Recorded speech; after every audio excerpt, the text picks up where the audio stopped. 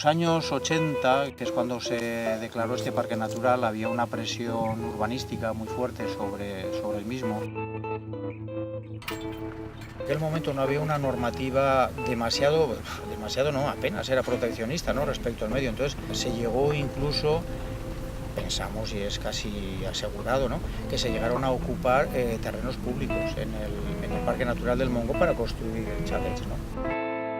Cuando los cambios se dan en una misma generación, los cambios son tan rápidos, lógicamente eso cuesta mucho de asimilar.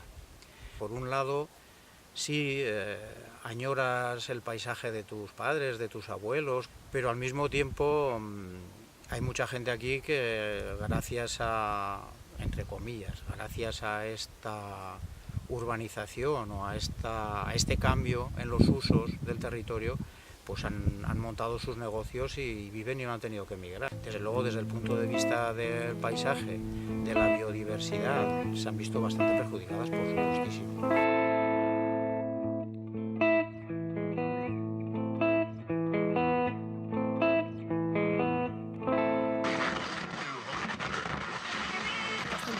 Y con ellas la llegada de turistas a nuestras costas. El año pasado España recibió más de 75 millones de visitantes internacionales. Gastaron una media de 138 euros al día. No tendrás que preocuparte ni encontrarás los gendarmes pidiéndote los papeles. No irás a la prefectura ni encontrarás amarguras detrás de un pase usted.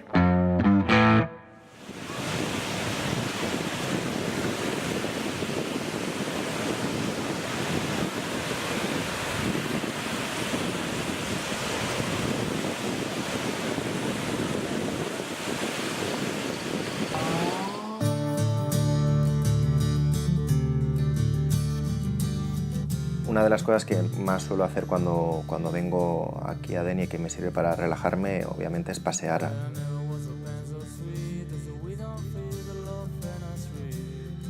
Paseando vas viendo las diferentes construcciones que hay y una de las cosas que me sorprende es que de un año a otro siempre aparece una casa grande, nueva, extraña, que se construya tan cerca de lo que es la costa.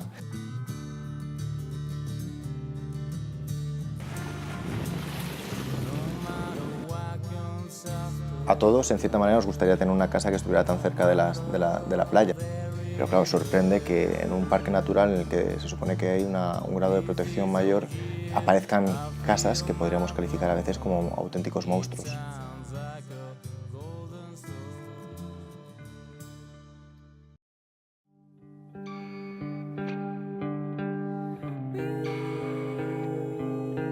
Lo que se ha hecho aquí ha sido ocupar la costa con elementos de 6 plantas que al final han sido mucho más masivas.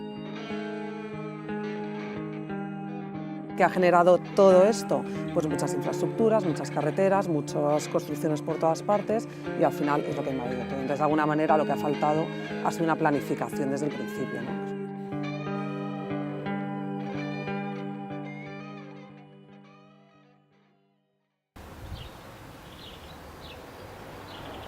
Bueno, pues decidimos hacer nuestra casa después de varios años de estar viviendo en un piso con unas vistas maravillosas, pero que al final no nos permitía estar en una relación directa con la naturaleza, ¿no?, sino que simplemente éramos espectadores como el que observa una obra de arte y no puede tocarla.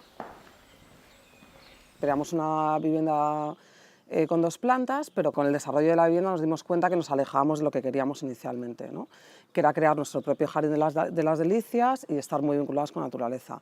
Nos alejábamos, ¿por qué? Porque generábamos una vista más alta, lo cual nos permitía cerrarnos dentro de nuestra vivienda, y porque de alguna manera también afectábamos mucho al paisaje existente, porque al estar en una pinada y elevarnos con esa planta afectábamos a todas las copas. Retomando muchos elementos tradicionales de la arquitectura mediterránea, como son los patios, las celosías, generamos una serie de patios que nos sirven de elementos de tránsito y de burbujas de alguna manera, de burbujas de paisaje, para ir pasando de unos espacios a otros.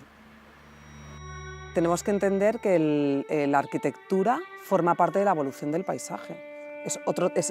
El paisaje simplemente que está cambiando y se está modificando porque estamos nosotros, porque hay una vegetación o porque hay otra situación diferente, pero creo que no es una destrucción, creo que es una modificación del territorio, porque al fin y al cabo nosotros formamos parte de ese paisaje y somos paisaje también.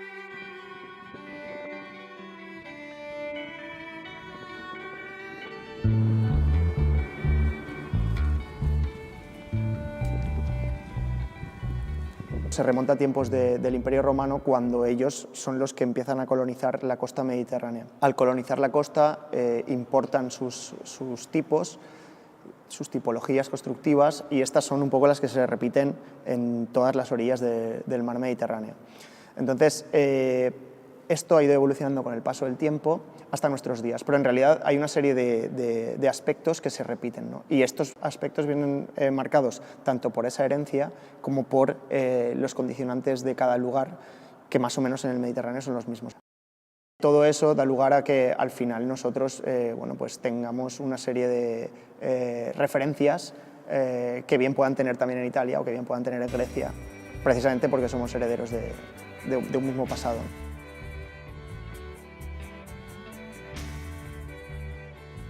Lo cierto es que en los proyectos en donde se tiene en cuenta esa tradición, casi vas a parar a una arquitectura que sí tiene en cuenta una serie de principios que podrían considerarse sostenibles, ¿no?